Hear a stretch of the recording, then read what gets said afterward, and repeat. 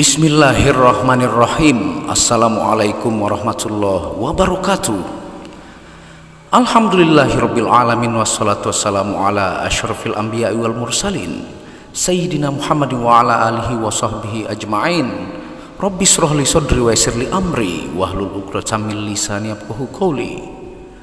Alhamdulillah, bersama saya lagi dengan Muhammad Hamdan Al-Ghazali dalam Tauhid Metafisik. Pada kesempatan yang berbahagia ini kita akan membahas tentang video teknik super canggih Rasulullah dan para sahabat menyelesaikan masalah yang super sulit dipecahkan. Kita pun bisa melakukannya. Tonton video ini sampai selesai supaya Anda mengerti, tidak gagal faham dan tidak menjadi fitnah karena kegagal fahaman Anda. Ketika gelas yang berisi air digoyang, maka air di dalam gelas ikut bergoyang dan bergelombang. Dan selama gelas itu kita goyang, maka selama itu pula air tetap akan bergelombang di dalamnya. Jika kita ingin air itu tenang, maka gelas harus kita letakkan dan kita biarkan diam. Maka seiring berjalan waktu, maka air di dalam gelas itu secara otomatis akan diam mengikuti diamnya gelas. Begitulah kehidupan kita. Jika banyak masalah menimpa hidup, kesulitan dan terasa hidup ini bergelombang, maka yang kita lakukan bukan berusaha menyelesaikan masalah dengan pikiran yang kacau balau, tapi segera mengambil posisi diam, bertafakur dengan sifat diri, memikirkan pencipta alam, menyatukan diri dengan frekuensi semesta, dan sadar akan skenarionya. Maka dalam waktu tertentu Allah akan memberikan wangsit atau petunjuk, yang dimana petunjuk tersebut memiliki cahaya yang sangat murni sebagai solusi untuk menyelesaikan masalah melalui nurani kefikiran dan tindakan. Jalan semesta dibukakan sehingga dengan sendirinya masalah itu akan ikut diam, selesai dengan sendirinya. Al-Quran telah memberikan contoh bagaimana laut bergelombang karena badai, dan perahu yang ditumpangi oleh Nabi Yunus pun hampir tenggelam. Maka yang dilakukan oleh Nabi Yunus adalah masuk diam di dalam lautan, masuk ke dalam perut ikan selama 3 hari, dan di saat itu pula lautan menjadi tenang. Bahkan orang-orang yang selama ini menentang dakwah beliau kemudian ikut beriman. Kisah masuk ke dalam perut ikan ini merupakan kiasan yang hanya difahami oleh orang-orang yang tidak sekedar membaca kisah Al-Quran secara tekstual, tidak sekedar menafsirkan secara harfiah, tapi juga menafsirkan secara batin makna yang tersembunyi dari apa yang ditulis.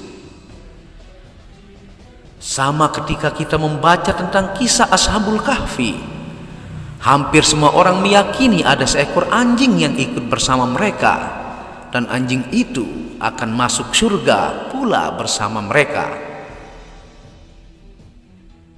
Di kalangan sufi, mereka memaknai anjing itu sebagai simbol kesetiaan.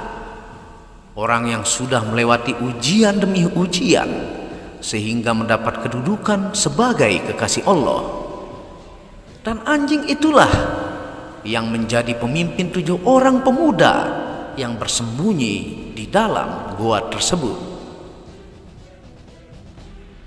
Kisah Nabi Yunus dan kisah Ashabul Kahfi adalah 2 orang contoh betapa dalam hidup diperlukan waktu sejenak untuk diam, agar semesta mendapat kesempatan untuk memperbaiki dirinya, sehingga kita juga ikut terkoreksi kembali berada pada jalur yang tepat. Islam sejak awal memberikan contoh dalam hal ini. Junjungan kita Nabi Muhammad SAW, ketika beliau melihat masyarakat jahiliyah yang demikian buruk akhlaknya, dan beliau tidak sanggup memikirkan bagaimana cara memperbaiki kaum yang merosot moral tersebut, Maka beliau lakukan bukan berceramah dari satu tempat ke tempat lain, tapi beliau diam dalam beberapa saat di Gua Hiro, menyepi dari keramaian. Dalam proses menyepi dan diam itulah maka beliau mendapat petunjuk dari Allah Subhanahu wa Ta'ala, Tuhan seru sekalian alam, tentang apa yang harus beliau lakukan terhadap orang-orang jahiliyah. Sejarah mencatat bagaimana hebatnya Nabi kita yang mampu mengubah masyarakat yang demikian terbelakang dari segi moral menjadi masyarakat yang gemilang, mampu menerangi seluruh penjuru dunia. Nabi Shallallahu Alaihi Wasallam melakukan diam bukan hanya sekali, tapi sering beliau mengulangi sepanjang hidupnya. Kita tahu dalam beberapa hadis, terutama yang diriwayatkan oleh Aisyah radhiyallahu an, bahwa Nabi setiap bulan Ramadan selalu melakukan i'tikaf atau berkhalwat selama 10 hari. Dan ini adalah proses diam yang dilakukan Nabi Shallallahu Alaihi Wasallam, agar setelah diam ini bisa membina umat dengan baik dan selaras dengan alam, dan tentu saja selaras dengan kehendak ilahi. Sultan Muhammad Al-Fatih yang menaklukkan Konstantinopel sebelum berperang terlebih dulu melakukan diam selama 40 hari. Bahkan ketika beliau berada dalam putus asa karena belum mampu meruntuhkan tembok kota yang sangat kokoh itu, beliau berdiam di dalam kemahnya. Kita tidak tahu persis apa yang dilakukan oleh Sultan Al-Fatih di dalam kemah. Yang pasti sebagai seorang yang memiliki mursyid, tentu saja beliau melakukan zikir, sehingga kemudian guru mursyidnya datang memberikan petunjuk. Ketika petunjuk itu datang, maka beliau mampu menaklukkan kota Konstantinopel. Sejarah mencatat bahwa tentara Turki Utsmani sebelum berperang terlebih dulu melakukan diam dalam waktu tertentu, biasanya sampai 40 hari. Mereka intensif melaksanakan ibadah agar ruhani mereka tercerahkan, dan ini memberikan pengaruh kepada jiwa dan semangat mereka dalam berperang. Orang yang jiwanya telah tenang dan damai akan mampu melakukan hal-hal besar dan sulit sekalipun. Ketika Ali bin Abi Thalib meminta kepada Nabi Muhammad SAW untuk berperang menaklukkan musuh, maka dengan senyum Nabi membawa Ali ke ruang zikir Abu Bakar dan berkata, "Ali, musuh yang telah ditaklukkan oleh Abu Bakar itu yang kalian semua kalahkan." Maksudnya, Abu Bakar mengalahkan musuh dengan zikir yang kemudian sahabat yang lain berperang secara zahir. Namun hakikatnya musuh itu sudah terlebih dulu dikalahkan secara rohani oleh Abu Bakar Siddiq. Perang yang dipimpin oleh para ulama dulu juga demikian. Mereka terlebih dulu mengalahkan musuh dalam posisi diam, sehingga ketika terjadi perang zahir secara gerak, maka musuh sudah terlebih dahulu kalah. Maka ketika hidup Anda sudah seperti perang amburadul, maka segera lakukan diam. Bagi yang sudah belajar tarekat, segera memperbanyak zikir, bersuluk agar setelah diam selama waktu tertentu, nanti Allah akan memberikan petunjuk jelas sebagai solusi segala persoalan hidup, dan akan selesai dengan gerakan alam sendirinya.